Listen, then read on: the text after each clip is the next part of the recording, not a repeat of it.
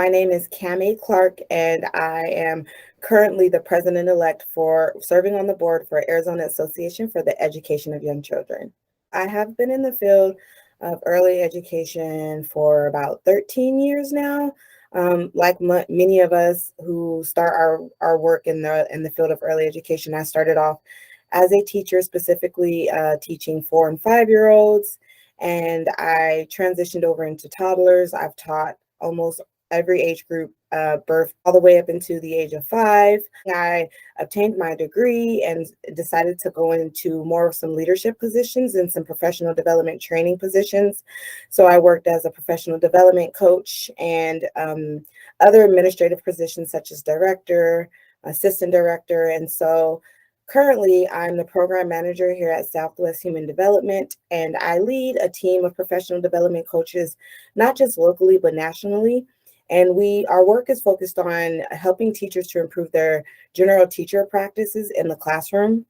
We also have family engagement coaching here, where we help support those professionals that are working and supporting families in the field.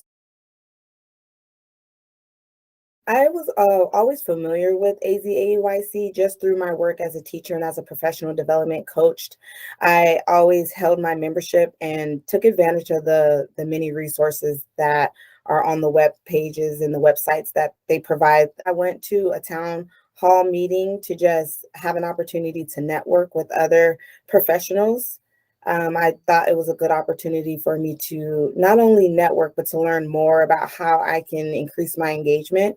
And there was where I met some of the board members and learned about some open positions that they had available at the time. And so once they reached out to me and invited me to run for one of the positions, I did not hesitate. I wanted to take on a challenge and take on the role where I felt like I had more opportunity to grow and learn. And I was very nervous taking on the position of advocacy and public policy because I felt like my knowledge was really lacking.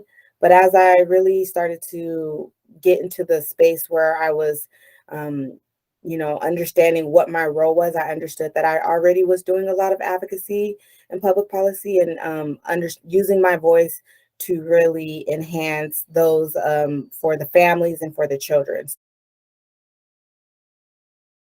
One of the number one priorities for me is to not only just to gain more members, but to help them to understand the benefits of being a part of being a member of AzAEYC. I want to continue to seek out any other grants that will help elevate our opportunities, other initiatives, and to really partner with other early childhood organizations out in the field, to partner with them and to create an opportunity where we're not so siloed, but that we're really working together to achieve that common goal.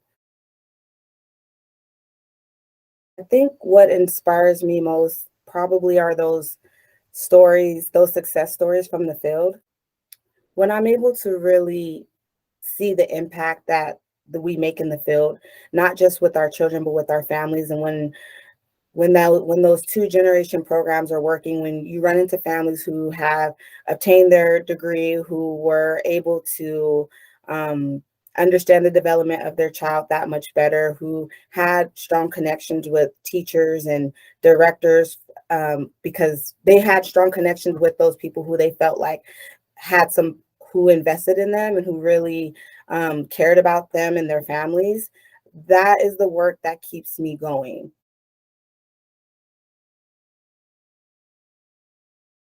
My number one motivator has been a mentor that I actually had an opportunity to work under as an adult.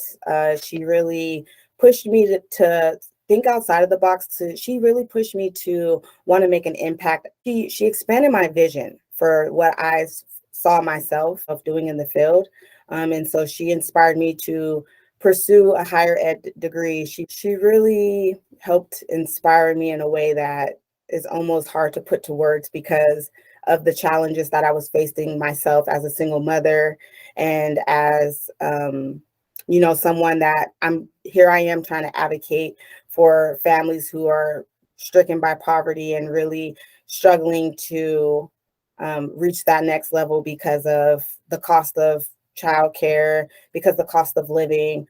And yet she really empowered me to understand how those stories, how my ability to relate to them really elevated my voice even more for those families who could relate when we're having those same struggles.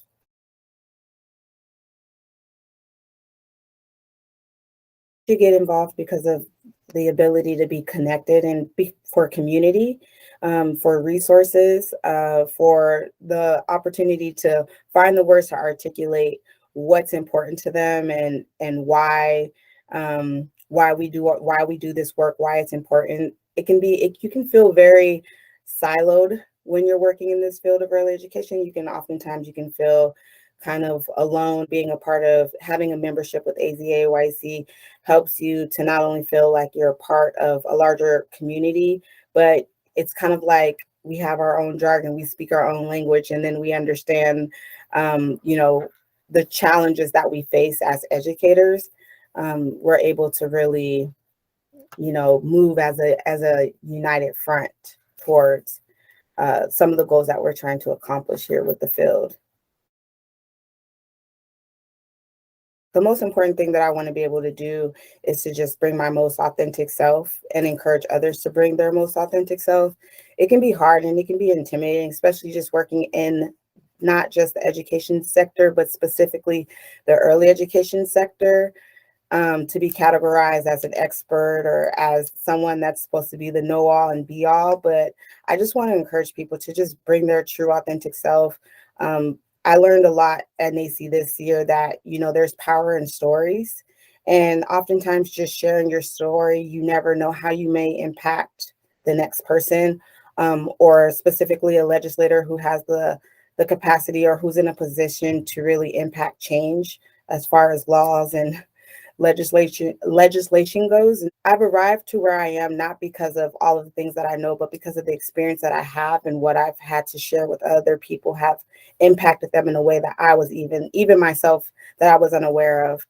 Sharing my story about raising my little girl, or the losses that I've had young, early on in my life, losing my mother at the age of 21 to cancer, and, you know, having to move around the country for various reasons, in ways that really interrupted my career. But despite all of those things, I still continued to strive, and, you know, I still am striving to reach my full potential as an early educator, as a leader, as a mother, as a friend, as a coworker.